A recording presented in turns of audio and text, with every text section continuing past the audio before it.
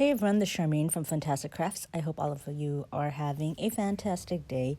Today we're going to be making this little mini treat box. I thought since Easter is around the corner, we would make little treat boxes. I know my son's classmates will be getting these, and I'm going to put like little treats in it. So I thought, why not share the project with all of you?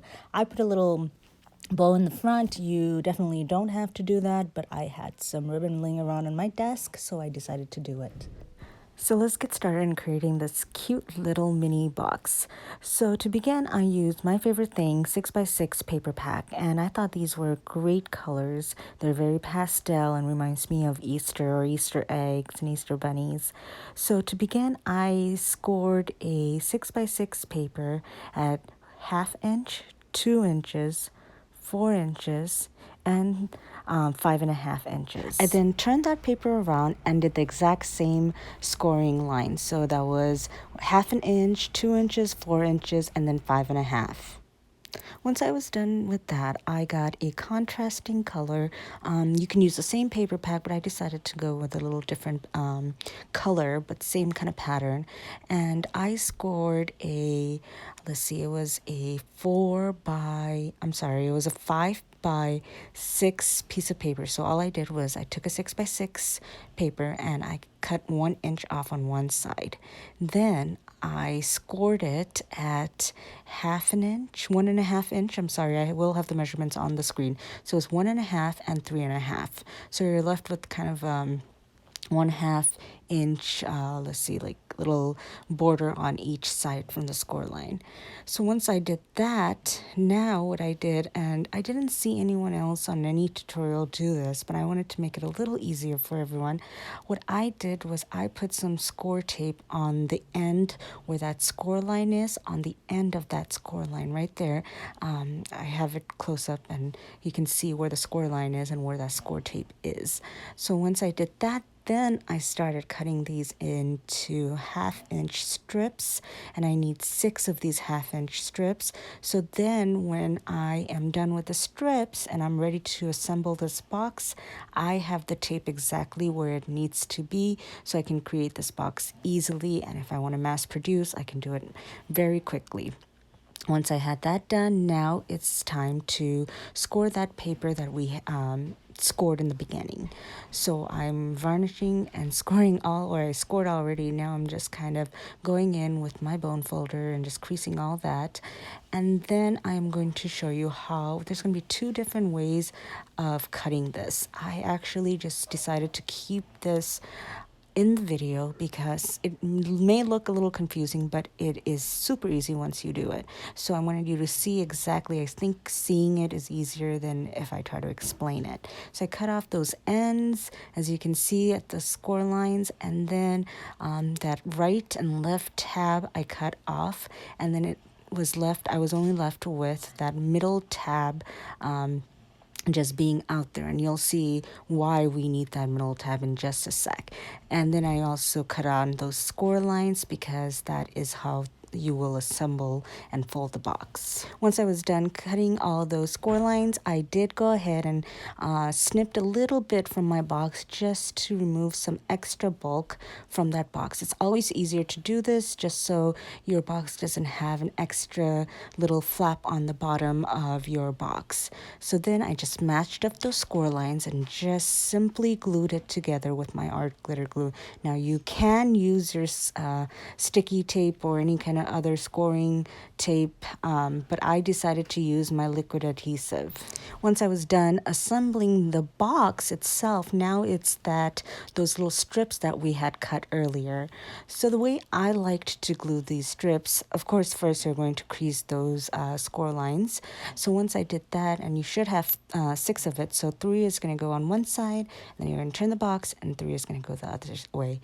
So how I like to glue these is I put one of those strips on the top of the box.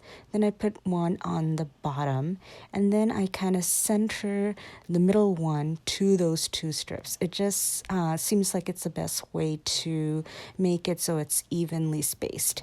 Now I turned that box and I did the exact same thing. One strip on the top, one strip on the bottom, and once I was done with that, one little strip right in the center of both of them.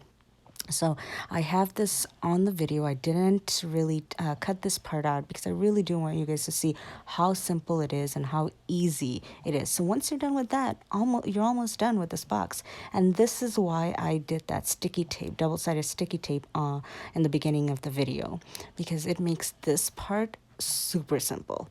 So you're going to put a little curve on your little strip. So you're going to go all the way to the top and just bring it slightly down, and it creates this curve and an awesome little basket look. It's so cute and it's so simple too.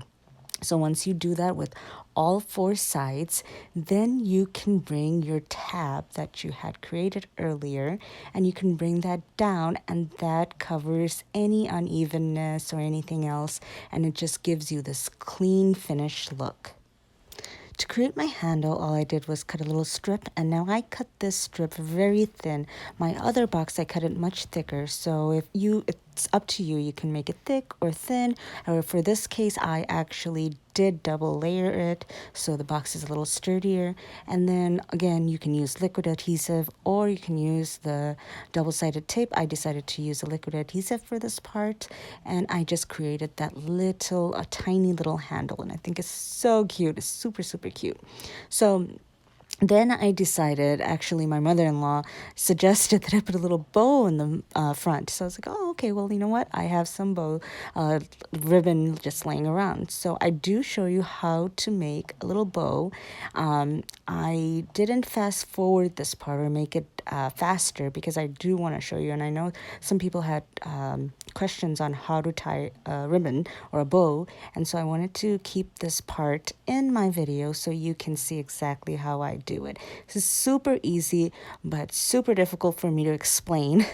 So I hope watching it really makes sense. I am a visual learner, so if you are a visual learner, this will definitely help you. While I'm tying the bow, I would like to give a big thank you to all my subscribers and my new subscribers. Thank you so much. It means the world to me that you have subscribed to my channel. If you haven't already, make sure to subscribe, like, and share my video. I have this goal of reaching 1,000 subscribers before my birthday next month, so I would really, really appreciate it. I'm so close, so I really appreciate it if you haven't already to subscribe. Thank you. So moving on, so I just made those bows, and then I put some double-sided tape, red tape, on the back of my bow, and then just stuck it onto my little basket, and then that was it. That completes the project, and I think it's super cute. I do intend on making 28 of these, and that's the reason why I'm going to make 28 is because that's how many students there are in my son's class, and because it is super simple to make these.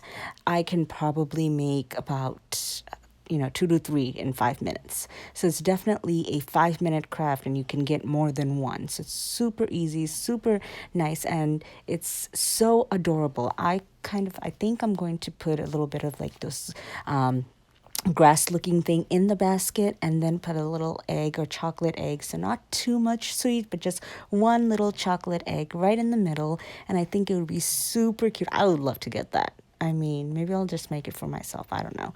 But if you do make these, make sure you tag me on Instagram or Facebook, anywhere you'd like, because I would love to see it. So if you do go to Instagram, make sure you tag me, hashtag Fantastic Crafts, and I will see all your little projects, and I would love to see them. Thank you guys so much for watching today. I hope you enjoyed this, and if you have any questions, make sure you type them up down below, comment, and I am usually really quick about answering the questions, and I will gladly answer any question you have. Thank you guys so much once again. Have a wonderful day. Bye.